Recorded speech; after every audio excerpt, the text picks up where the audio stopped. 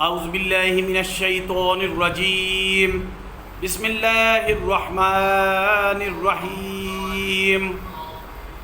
واقعہ یاجوج ماجوج قرآن مجید کی آیات اور احادیث مبارکہ کی روشنی میں مختصراً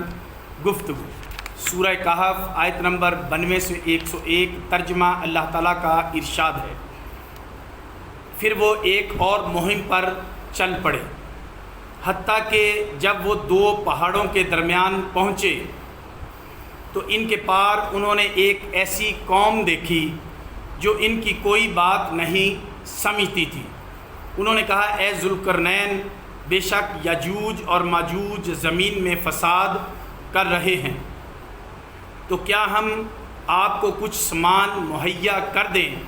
کہ آپ ہمارے اور ان کے درمیان ایک مضبوط دیوار بنا دیں؟ انہوں نے کہا، میرے رب نے مجھے جن چیزوں پر قدرت دی ہے وہ زیادہ بہتر ہیں، سو تم صرف محنت سے میری مدد کرو، میں تمہارے اور ان کے درمیان بہت مضبوط دیوار بنا دوں گا۔ تم میرے پاس لوہے کی چادریں لاؤ، حتیٰ کہ جب اس چادر کو ان دو پہاڑوں کے برابر کر دیا تو کہا، آگ کو خوب دہکاؤ یہاں تک کہ لوہے کی ان چادروں کو آگ بنا دیا۔ پھر کہا، میرے پاس پگھلا ہوا تانبا لاؤ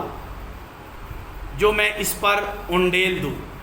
پھر یاجوج اور ماجوج اس دیوار پر نہ چڑھ سکے اور نہ اس دیوار میں سوراخ کر سکے۔ انہوں نے کہا، یہ میرے رب کی رحمت سے بنی ہے، اور جب میرے رب کا وعدہ کا وقت آئے گا تو وہ اس دیوار کو ریزہ ریزہ کر دے گا، اور میرے رب کا وعدہ برحق ہے، اور اس دن ہم ان کے بازوں کو اس طرح چھوڑ دیں گے کہ وہ تیز موجوں کی طرح ایک دوسرے سے ٹکرا رہے ہوں گے۔ سور پھونک دیا جائے گا، پھر ہم ان سب کو جمع کر لیں گے، اور اس دن ہم دوزخ کو کافروں پر پیش کر دیں گے جن کی آنکھیں میری یاد سے پردے میں رہیں اور وہ حق کو سننے کی طاقت نہیں رکھتے تھے۔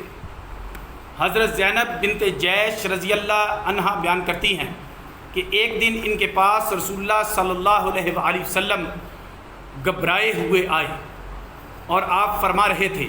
عربوں کے لیے اس شر سے ہلاکت ہے جو قریب آ چکا ہے۔ آج یاجوج ماجوج کے بند سے اتنا کھل گیا ہے، آپ نے اپنے انگوٹھے اور اس کے ساتھ والی انگلی کو ملا کر دائرہ بنایا۔ حضرت زینب بنت جیش نے کہا، یا رسول اللہ، کیا ہم میں نیک آدمی ہوں گے اس کے باوجود ہم ہلاک ہو جائیں گے؟ آپ نے فرمایا، ہاں، جب خبیث کام بہت ہو جائیں گے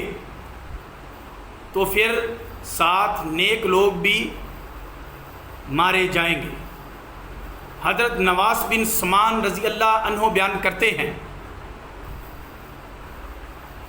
اور اللہ تعالیٰ یاجوج اور ماجوج کو بھیجے گا،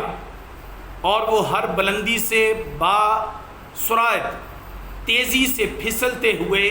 آئیں گے۔ ان کی پہلی جماعتیں بحیرہ طبرستان سے گزریں گی اور وہاں کا تمام پانی پی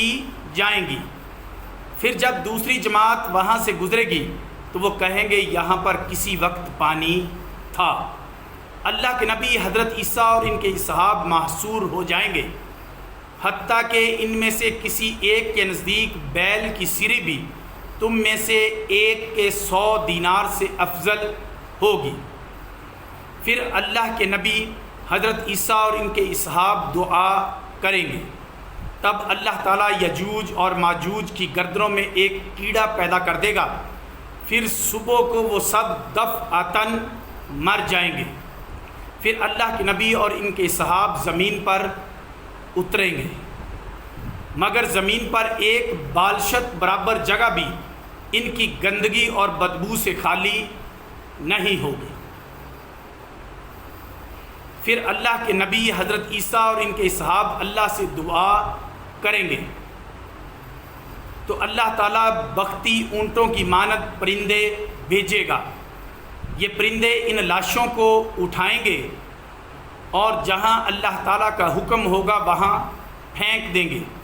پھر اللہ تعالیٰ ایک بارش بھیجے گا جو زمین کو دھو دے گی، اور ہر گھر خواہ وہ مٹی کا مکان ہو یا کھال کا خیمہ وہ آئینہ کی طرح صاف ہو جائے گا۔